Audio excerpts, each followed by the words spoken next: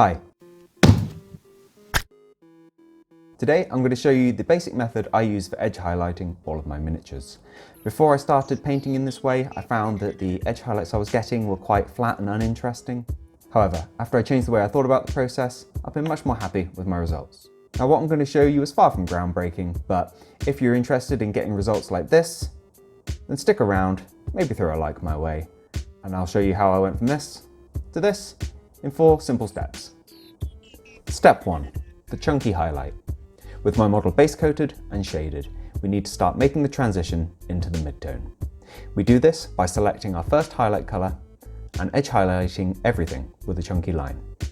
Make the colour somewhere between your base coat and the colour you want the surface to read as.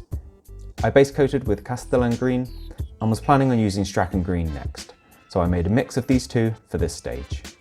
Make this highlight a little thicker than the thinnest line you can comfortably paint.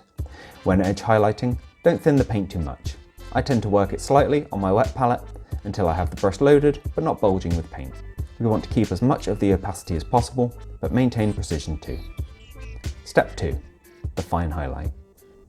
With the chunky highlight established, we now edge highlight everything again using the midtone colour mentioned earlier.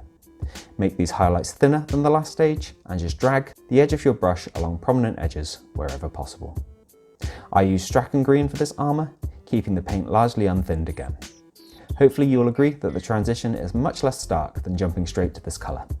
Up to this point, our highlights are all very uniform and are very much reminiscent of the flat edge highlights I was trying to avoid, but we'll start to remedy this now.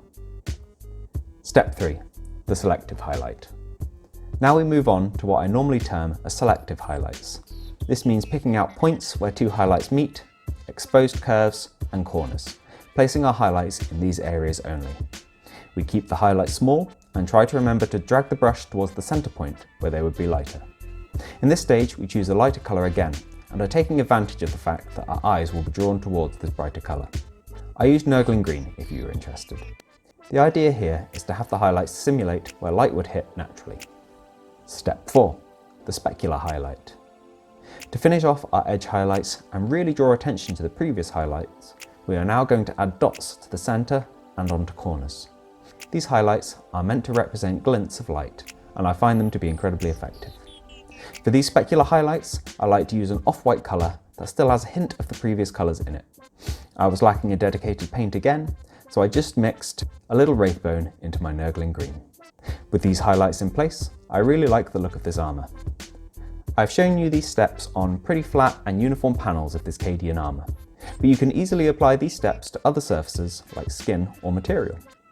I now apply these same 4 steps of chunky highlights, fine highlights, selective highlights and specular highlights to his fatigues, and I think he looks pretty great.